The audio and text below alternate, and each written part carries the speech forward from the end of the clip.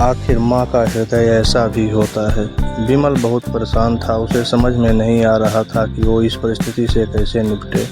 वो अपनी माँ को बहुत चाहता था, किंतु उसकी पत्नी और बच्चे उसकी माँ से बहुत दूर भागते थे, क्योंकि उसकी माँ की एक आंख नहीं थी, साथ ही उसकी कमर भी 90 अंश पर झुकी थी। वैसे वह अपना काम सब खुद कर लेती है, किंतु फिर भी वो उसकी पत्नी और बच्चों के लिए हमेशा खटकती है। दादी, आप ऊपर के कमरे में जाओ, मेरे दोस्त आ रहे हैं, विमल के बेटी अखिल ने बड़ी बेरुखी से कहा। पर बेटा, मैं तो यहाँ बहुत दूर बैठी हूँ, विमल की माँ ने बहुत प्यार से कहा। नहीं, आप उनके सामने मत रहो, वो मुझे चिढ़ाते हैं, अखिल ने जोर से डांटते हुए कहा। क्या हुआ अखिल, क्यों चिल्ला रहे हो? विमल की पत्नी कामनी ने किचन से ही आवाज़ लगाई। देखो न माँ, ये दादी यहीं डाइनिंग रूम में बैठी हैं और मेरे दोस्त आ रहे हैं, अखिल ने शिकायत भरे लहजे में कहा।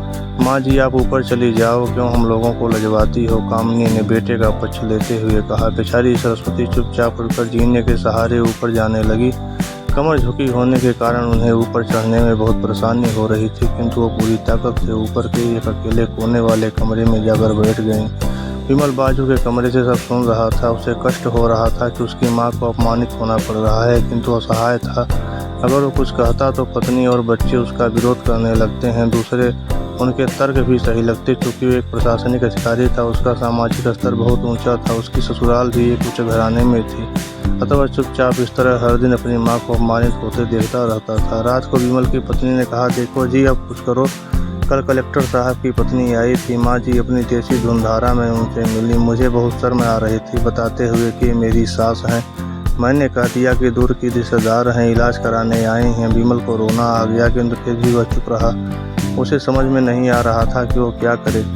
अपने बेटे की मनस्थिति को सरस्वती अच्छी तरह से जानती थी और बेटे को कोई कष्ट न हो, इसलिए वो हर बात को चुपचाप सह लेती थी। विमल बहुत उदास रहने लगा। एक तरफ परिवार और सामाजिक स्तर पर जीने की प्रतिबद्धता थी, तो दूसरी ओर माँ। आखिर माँ से अपने बेटे की हालत देखी नहीं गई। एक दिन उसने अपने बेटे से कहा, विमल, बहुत दिन हो गए हैं, मैं अपने गाँव जाना चाहती हूँ, मुझे वहाँ पहुँचा दो, मेरा यहाँ मन नहीं लग रहा। किंतु माँ, वहाँ तो कोई नहीं है, तुम्हारी देखभाल कौन करेगा? विमल ने आश्चर्य से पूछा। अरे सब गांव वाले तो हैं और तुम्हारे मामा जी तो उसी गांव में रहते हैं, और फिर हम सारी व्यवस्थाएं कराएंगे ना।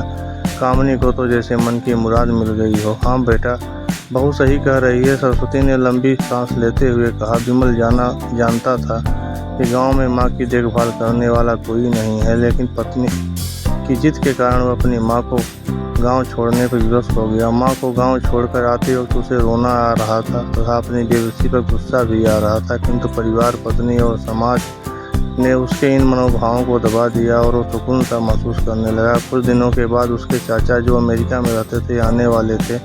जब विमल बहुत छोटा था, उसके पिता जीवित थे, तब वो भारत आए थे और उसके बाद वो अब भारत आने वाले थे। पूरा परिवार और आस पड़ोस बहुत उत्साहित था। अमेरिका से विमल के डॉक्टर चाचा आ रहे थे। डॉक्टर रमेश ने जैसे ही घर में कदम रखा, सबने मिलकर बहुत उत्साह से उनका स्वागत किया। क्यों विमल भाभी नहीं दिख रही है, कहाँ हैं? डॉक्टर रमेश ने उत्सुकतापूर्वक पूछा। जी, वो गांव में रहती हैं, यहाँ उनका मन नहीं लगा, कामनी ने सपाट लहजे में उत्तर दिया। डॉक्टर रमेश ने विमल की ओर देखा तो विमल ने अपनी आंखें झुका ली। डॉक्टर रमेश सब समझ गए, बोले, कल हम भाभी से मिलने गाँव चलेंगे सब लोग। दूसरे दिन सभी लोग गांव के घर में पहुंचे। देखा तो कि सरस्वती को बहुत तेज बुखार है और पलंग पर असहाय पड़ी है। डॉक्टर रमेश दौड़कर सरस्वती के पास गए, उनके पैर छूकर रोने लगे। सरस्वती की यह हालत उनकी कल्पना से भरी थी। वाह बेटा विमल, तूने तो नाम उजागर कर दिया। अपनी माँ की यह हालत देखकर तुझे तो शर्म भी नहीं आ रही होगी। डॉक्टर रमेश ने विमल को लगभग डांटते हुए कहा। नहीं देवा जी, विमल का कोई दोष नहीं है, मैं खुद गाँव आई थी। सरस्वती ने अपने बेटे का बचाव किया। मुझे सब पता चल गया। भाभी, आप चुप रहो।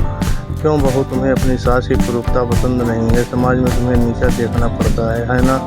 डॉक्टर रमेश ने कामनी को और व्यंग से देखा। कामनी निरुत्तर होकर विमल को देखने लगी। आज तुम जिस सामाजिक स्तर पर हो, वो इन्हीं के संघर्षों की देन है। बेटा विमल, तुम्हें शायद मालूम न हो कि बचपन में जब तुम 1 साल के थे, तब छत से नीचे गिरने के कारण तुम्हारी एक आंख फूट गई थी और तुम्हारी रीढ़ की हड्डी में भी समस्या थी। तब तुम्हारी इस कुरूप माँ ने अपनी एक आंख और अपना बोन तुम्हें देखकर इतना सुंदर स्वरूप लिया था। कामनी बेटा, इतने सालों तक संघर्ष करके बेटे को प्रशासनिक अधिकारी बनाने वाली इस संघर्षशील औरत की तुम लोगों ने हताशा कर दी। तुम्हें ईश्वर कभी माफ नहीं करेगा।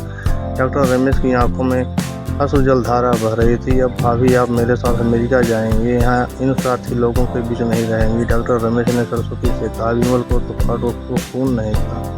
डॉक्टर रमेश जो उसके चाचा थे, उन्होंने जो राज बताया उसके बाद तो विमल को ही लग रहा था कि उससे ज़्यादा पापी इंसान इस दुनिया में कोई और है ही नहीं। वह दौड़ता गया और माँ के सरस्वती के कदमों से लिपट गया।